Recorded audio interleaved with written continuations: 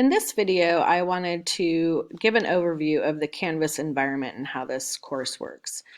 You're going to see here on the home page, the Get Started button here is where you've begun this course orientation.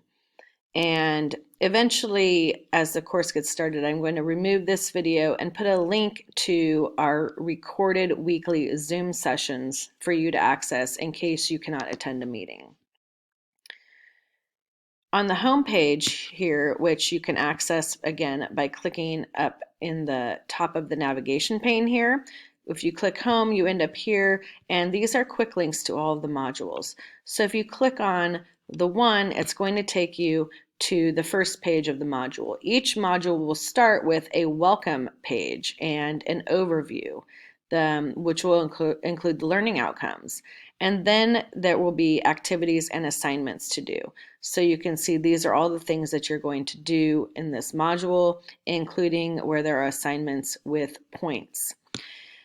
If you notice here as well, complete worksheet 1, a lot of the worksheet submissions are where you submit your work and then you will enter your answers into the quiz. So those are kind of the same assignment.